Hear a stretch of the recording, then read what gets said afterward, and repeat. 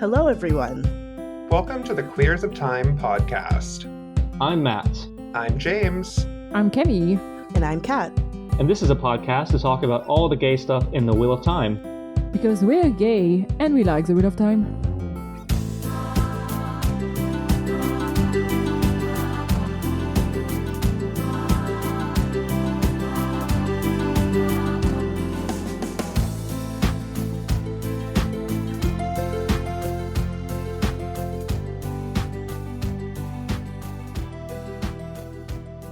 Welcome to Queers of Time, but not Queers of Time. It's Queers of Power this time, where we take a brief journey into the world of Rings of Power. Do we usually shout out patrons? We don't have any new ones, but... Yeah. I don't think we have any new ones, but thank you to Lurks for always being amazing. Mommy Lurks. Yes, always thank you. Mm-hmm. Sugar Mommy Lurks, that's right. Sugar Mommy, yeah. In this episode, we are going to talk about episode 3 of Rings of Power called Adar, which totally features no Adar, but okay. Well, I mean, at the very end, someone we presume is Adar makes an appearance. Yeah, it's fine. It's fine. There are some high points, there are some low points. Mm-hmm. As people that have been listening know, we are two big Tolkien fans that want to love this show and don't, and we're trying real hard. Yeah, we're doing our best, we promise. Like, and I want to be clear, I don't want to dislike the show. And I don't dislike the show, really. It's just... Well, it makes it hard. It makes it Anyway. Yeah. As usual, we're going to go through kind of like the plot points and then like tackle each one. We blatantly just copied the summary from Wikipedia because we were like, they already did it. Why redo it? Exactly. So I guess to start off, it does start with Arondir.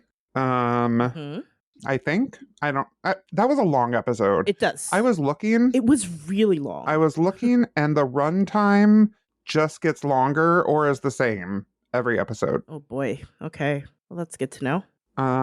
So yeah. Anyway, Arondir, everybody captured. Okay. I like Arondir. Yes. All of the notes that I have are like, I guess I didn't have much of a problem with Arondir. No, I didn't either. Because all of my notes are about other things. Yeah. I like Arondir. Yeah. I wish the storyline was less disjointed. Like it just feels a little all over the place, you know? Yeah. I mean, Arondir is rightfully like a badass. Like he had some very cool like elfly moves. I thought the guy protesting the tree, I don't know his name. It's a bit much. I don't care. Just like there's a time and place. And the time to protest cutting down a tree is not when you are trying to hatch a plot to escape with you and your friends. It's not the time. And especially not to orcs. Why would they care?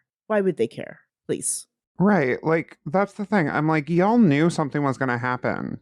Y'all knew that the orcs aren't just going to be like, here's some water. You guys have some gumption. Let's all get back to work. Like, yeah. I understand you're desperate for water, but I don't understand. I mean, I guess their thinking was like, what's the alternative? Because like, how would it have played out if they had been like, no, fuck your water? Right. I guess I have a hard time. Yeah, I know. And I get that you're a Sylvan elf. I understand you care about the trees and shit, but like, why?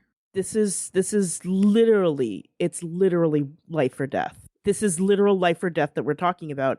And not just life or death for you. There are also there were random humans there as well, right? That were captured and are being held there. And so this is literally like you are holding people's fates in your hand. Come on. Like, what are you doing? I think the warg looked doofy.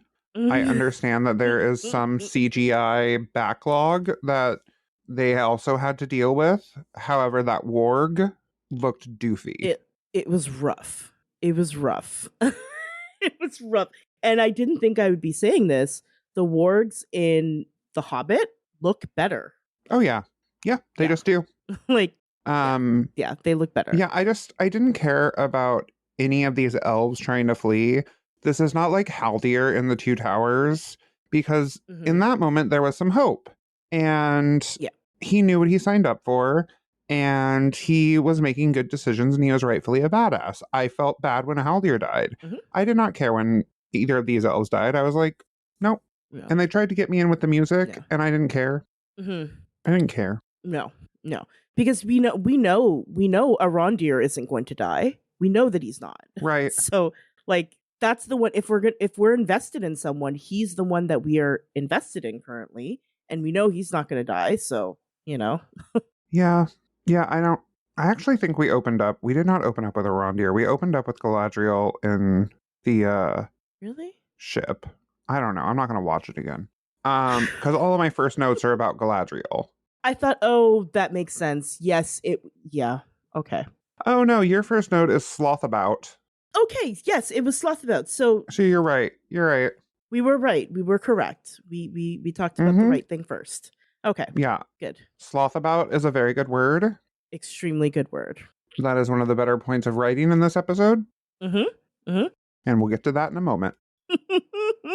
We'll talk about that because it's overall, Arondir didn't do too much. It was fine. I didn't care about the other elves. I am curious as to where this whole Adar thing is going because I forgot. I just forgot. Me too. I know he's an elf. That's it. And that's it? Yeah. I think he's tired of stuff. I think he's just tired, but that's all I remember. He's a little sleepy? No, he's done. He's had a long day at the office. He's done with it. Worked his 9 to 5. He's ready to clock out. He's had it. He's worked his 9 to 5 for several thousand years, and he's just good. Understandable. I think our biggest thing is going to be with the Númenóreans and Galadriel and Halbrand and Elendil. So it is. Do we want to just talk about the Harfoots? Because that was nice. Yeah, let's do the Harfoots because that was a nice bright spot for me. They once again, the Harfoots, I just find them super delightful, and I like how different they are. Like, we're getting a completely different take on hobbits.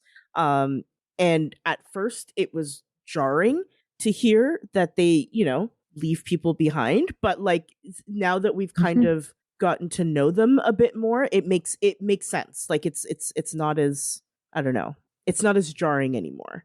Yeah, and I mean, you talked about it. I know too that I think Poppy and Nori are just super adorable. I think the reading of the names of people who passed was very touching.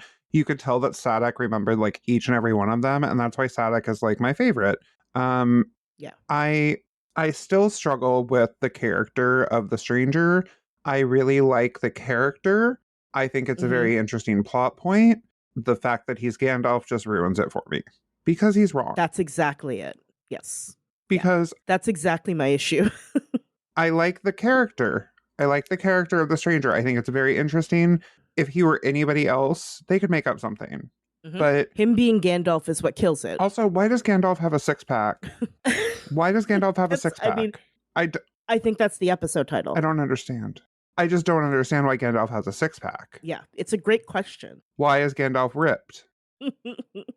They had to give him something. But yeah, no, I loved Sadak. I loved the shout out to Elendil. Like, I've heard of beings who were turned into stars, but not the other way around. That was that's the kind of like throwback I want as a fan. Yeah. That was delightful. Yeah. And then we get to some of the writing for the Númenóreans. Oh, we're not there yet. We're gonna dwell in this a little bit longer. We're gonna dwell in this a little bit longer. I liked the what's up? Oh no, I was just thinking, I'm like, did I hear this correctly? That like Nori's dad is a widower? I think that's what they were saying. Yes, I think when he was talking about Rose, I got the impression that was his former wife. Why do I care? I don't know. I don't think they needed to include it at all. Like, that's not a plot point. No, I'm not sure why this is a thing. They could have, like, there's so many other ways to, like, the point of that was to show that the mom and the dad are tight, or the mom or the stepmom and like that they love each other. Do you know how many other ways you can do that? So many other ways. Why I feel like I disassociated because I was just like, why is this happening? Yeah. I don't understand. And it seems like they've been together for quite some time. Like the two of them. Right. I didn't get stepmom vibes. So like, no. And so it's odd that it just suddenly brought up. I was like, oh, okay. Like, how long has it been? I guess that's fine.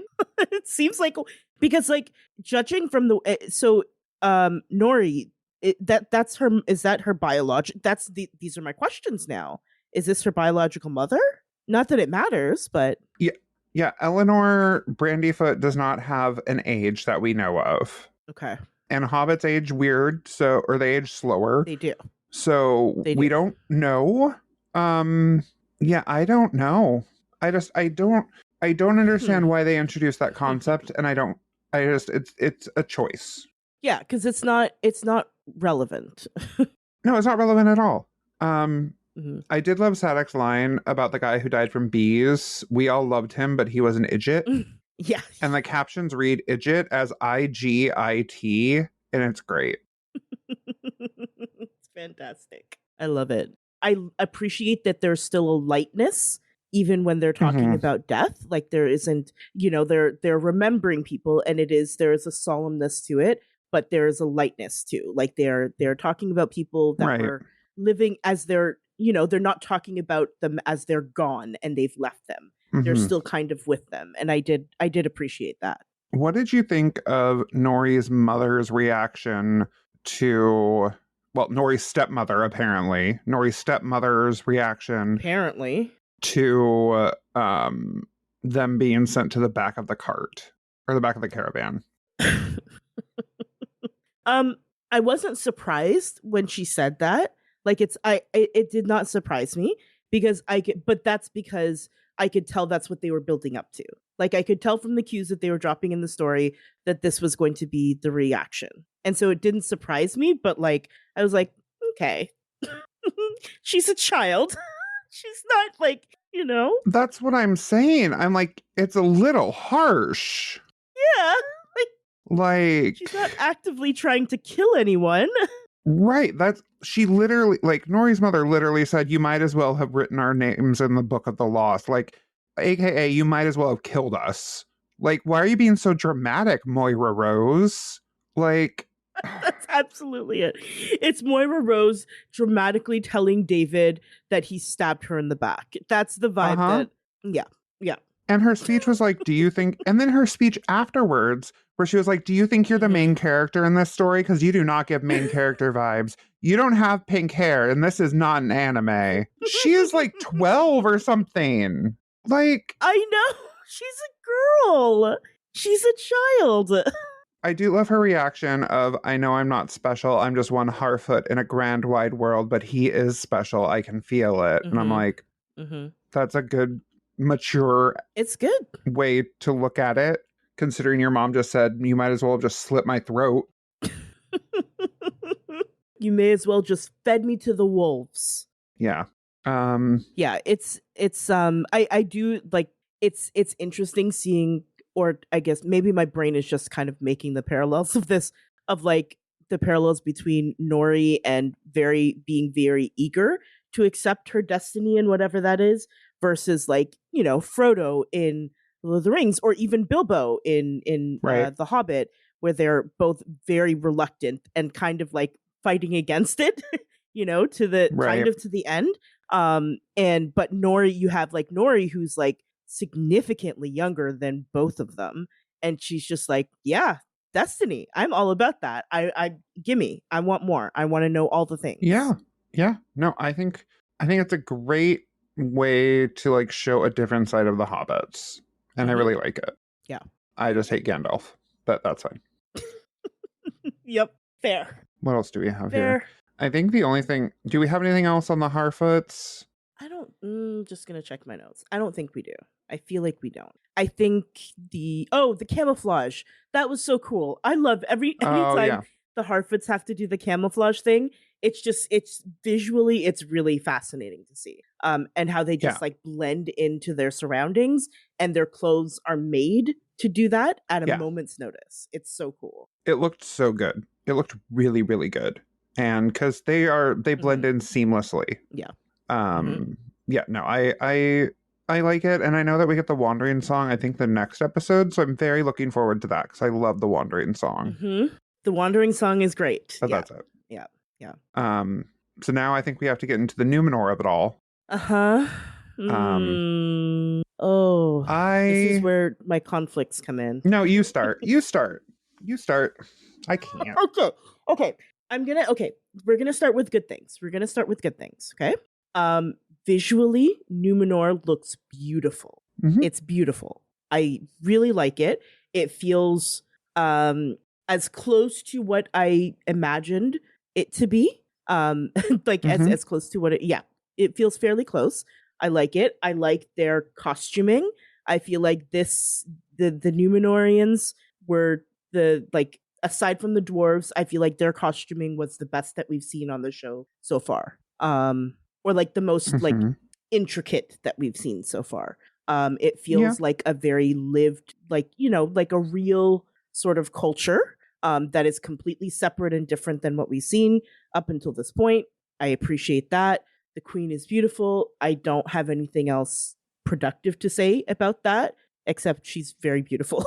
And a good way, like not saying that she's not a good character. Yeah, I thought Muriel was very pretty. Yeah. I thought Muriel, we don't get too much into her queenness in this episode, but I do think that the foundation that's set for her character is pretty solid. So I'm not mad at it. And she's gorgeous, and her costuming is amazing. Yeah. And I do like what they're doing with Elendil and Isildur.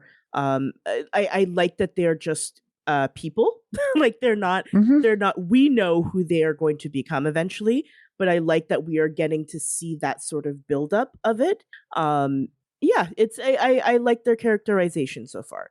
I don't remember a whole lot. So I'll be honest, past this point, I don't remember a whole lot of what happens in the show. So it's going to be like me watching it for the first time, to be completely honest. So in the books, you are much more of a Numenorian. Like, you love Numenor. I do. Yeah. I don't know much about Numenor because I don't care about humans.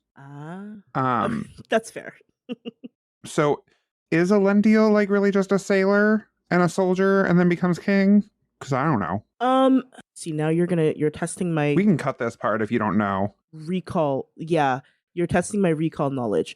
I think I don't think it's exactly as it is in the show, but it's close to that. Like he is not like a noble or anything like that. He is not super like up there. Okay.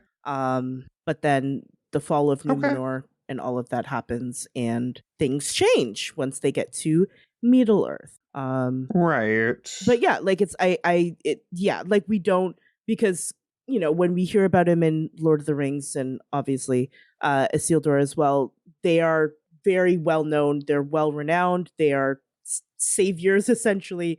But here they're just they're just people. Yeah, I mean, I just assumed like I need to know now. Isn't a nobody, I guess. So apparently he wasn't necessarily a nobody. He was just a leader of the people who were friends of the elves. Yeah. And that's the thing. Like he's not a nobody really in the show either. He is like, people know him. They know of him. No, he's a captain. And it seems like there was some I'm just looking. I'm literally in the Lord of the Rings wiki right now.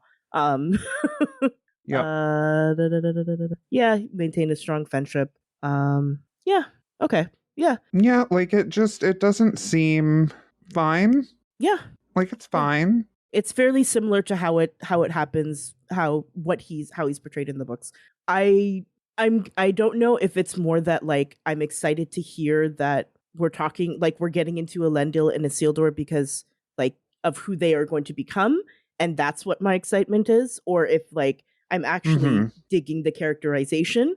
I don't know which one it is. Maybe it's both, but yeah. No, and I agree with you that I think Numenor is objectively like gorgeous and you can see the grandness of it. And it is sad to think about like what happens to it. Full spoilers, it sinks. Yes. And I mean, I don't know. Like, again, we have an issue getting into the Galadriel of it. Like, we have an issue where Galadriel's power is continually stripped away and given to another character. In this case, again, it is Halbrand. Like, in what world does Galadriel not have the ability to talk herself out of the situation? I understand that she is hasty. I understand that she is on a mission. But why do you have to make Galadriel a fool in order to make it so she isn't getting what she wants? Exactly. I don't get it. Exactly. I don't get it. It's just, yeah.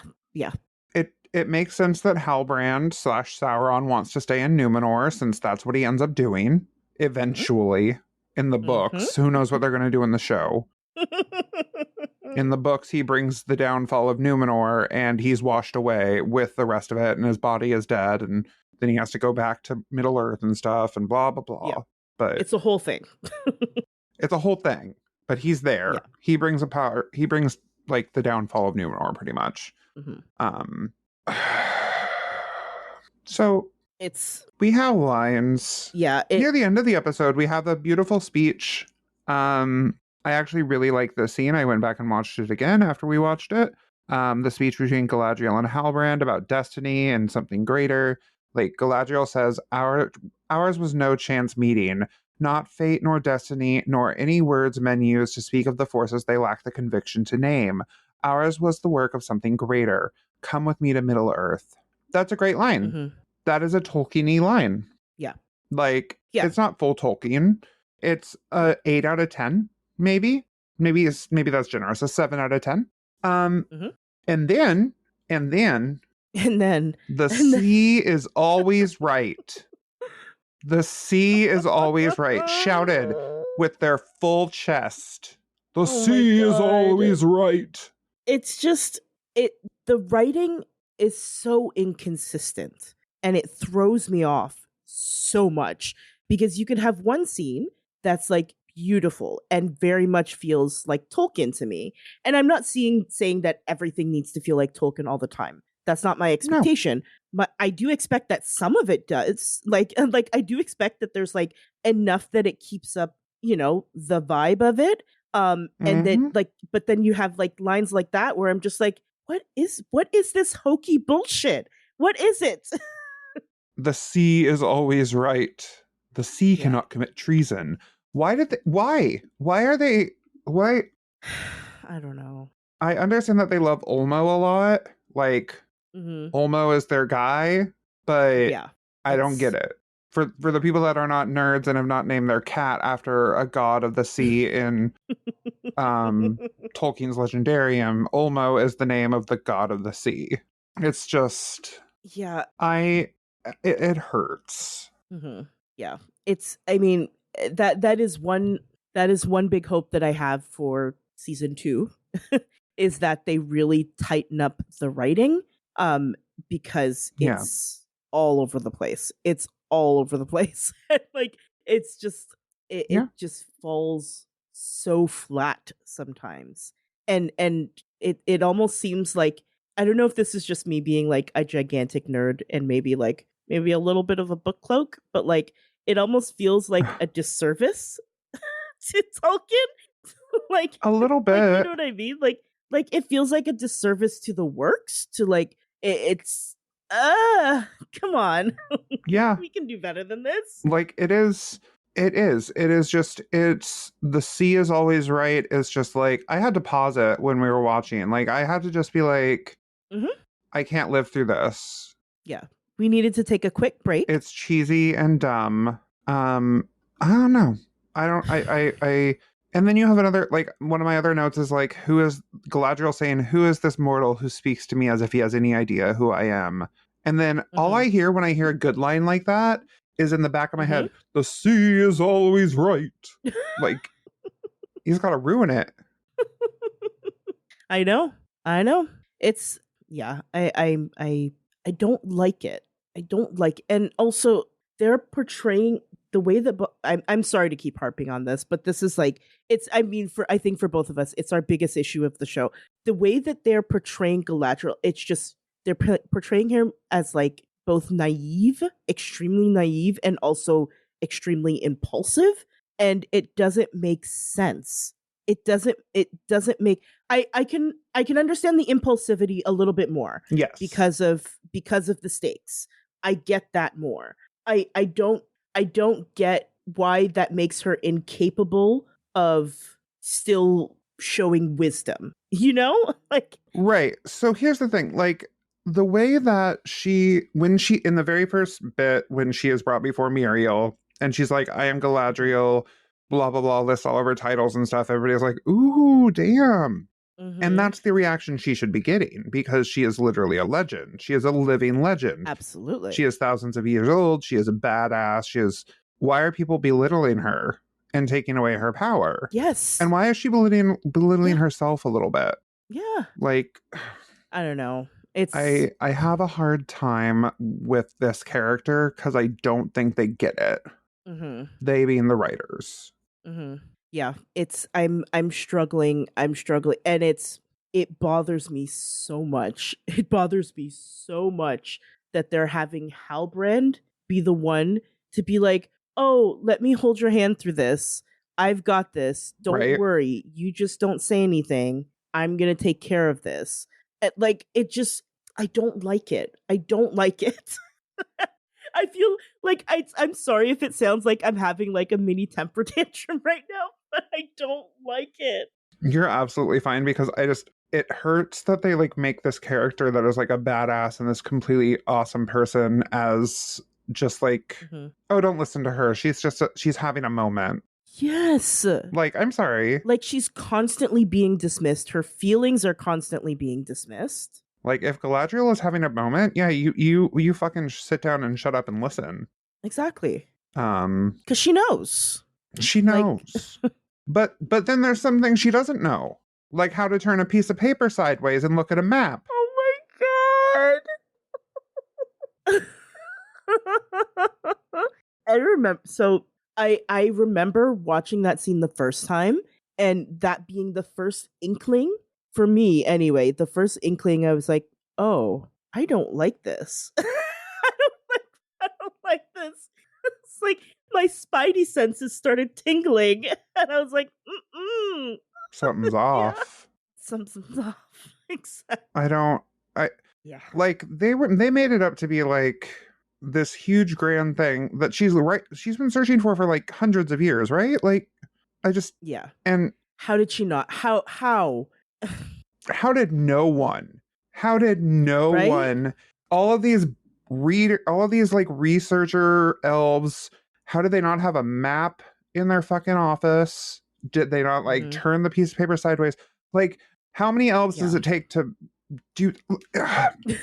I know. And all I hear when I listen to that is Galadriel in Fellowship of the Ring saying, "Even the wisest cannot tell," about the mirror. I mean, apparently. Even the wisest cannot tell. Well, now I fucking wonder what the mirror does. Maybe it's just Netflix. Who knows? It's just Netflix. Jesus Christ. It's just Disney Plus. It's just Disney Plus Hulu bundle. That's what it is. Yeah. That's what it is. That's what the mirror really is. With ads, though. Galadriel's cheap. Of course. Yeah, there were some good moments in Numenor. Like, I really did like the mention of the white tree, because that's the white tree that we see, or not the exact tree, but like that's a descendant of the tree that we see.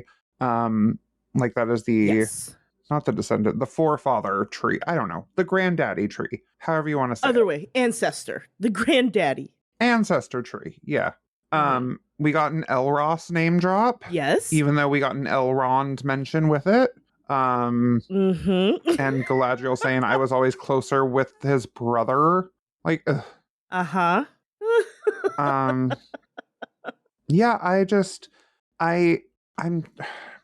there was a moment with the puppet show when they first went into that scene, and it looked like Galadriel was battling Sauron, and it did a little bit. Like, Sauron was attacking the queen in the puppet show, and then Galadriel comes in and pushes him back? Like, what kind of foreshadowing bullshit is that? Right? Is that a story? I'm confused. Me too, a little bit. Is this Dol Guldur? Like, because like, what context would these people have for that? Like, where would they get that from? That wouldn't mean anything to them at this point in time. So I don't know. I have a hard time. But again, it was cute. It was fine. Do you want to talk about the horse? Okay. It was a very pretty scene. It was a very good scene. I'm a sucker. I was a horse girl in my younger years. I was very into horses. I'm still kind of super into horses. So anytime there's a very nice horseback riding scene, I'm all about that. It was the smile that threw me off. The smile seemed a little bit, and I get what they were going for. It seemed a little intense. It seemed a little bit too much. Like, I don't know. To me, I'm just like, she got so excited at the idea of horseback riding, and I'm not here to discount, like, as someone that deals with severe depression to the point where I can't get out of bed some days, that's fine. I understand that you're allowed to have moments of joy in those depressive moments. However, I don't think, ooh, horsey is going to solve all of my problems and let me forget about stuff. It's a little too much of a very quick dissociation. And you know what? Whatever. Maybe it's fine. Maybe that's her. That might be some people's reality. That might be, for some people, maybe that is the case. That might be the case. I don't know. Yes, I do not speak for all depressed people. Yeah, I don't know. It was pretty. It was a very pretty scene. It looked good. Yeah. I mean, it was fine. It's just, there's so much that I'm just like, I can't. What do I like about this show? I like the Harfoots. I love the Harfoots. I love Numenor. Galadriel and Halbrand, not so much. Gandalf, not so much. Arondir and the elves, fine. The Southlands, fine. It's just very... The dwarves. Oh yeah, there weren't any dwarves in this episode, so I did forget about them.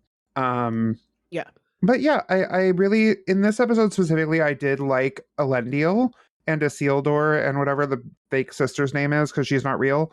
What is her name? No. Anarion? No, the Anarion's the brother. He's real. Yes. Aaron something? No, like he has two... Elendil. What's her name? Irian? Oh, I just pulled up the Wikipedia. She's not real. Let's see. Okay. Doesn't look like anything to me. No, she's not. She's real. Yeah. Arian. Yeah. So Arian. Earien. Yeah. Okay. Yeah. I like all of this. I like them. They're good. Isildur and Irian look like they have a tight relationship. Yeah. Elendil is trying his best as a single dad. Like, it's good. It's hard out there in these streets. So, yeah. I again, there are parts of the show that I really, really like. It's just the part that makes it difficult is their main character is not that great. And their main character is my favorite character out of Tolkien's Legendarium. So it hurts. Yeah. This is the problem. This is the thing. This would have been like if, like we got Wheel of Time and they like dramatically changed, or not dramatically, but like misunderstood Nynaeve's character and just made her like angry all the time for no reason. That's what it would, like, for me, that's what it would be. Yeah. If they made Nynaeve angry black woman. Like, which I was terrified was going to happen. Genuinely very concerned that was going to be the case. I'm delighted that that's not the case. I'm delighted that what they've done with her. But that was a very real concern because she's not I guess I suppose it's debatable whether she's an angry black woman in the books, but like she's very much an angry, like stereotypical angry woman in the books. So, yeah, so I get it.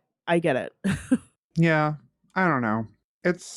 I feel like it could just be a lot better. Unfortunately, it's not, and that's just the way it is sometimes.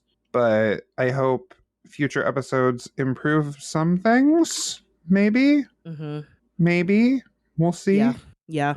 And I don't know that it falls into the same category of Wheel of Time where like the pandemic and everything like that was dramatically changing decisions they made. Because like for Wheel of Time, that sort of manifested in like physical things that we could see, like in like like some of the, you know, like CGI and all of that. We could see that, or even in like the choices of like character stories with like things that were completely out of their control. We could see that. Right. What's going on here is something else, I think, personally. Right. Yeah.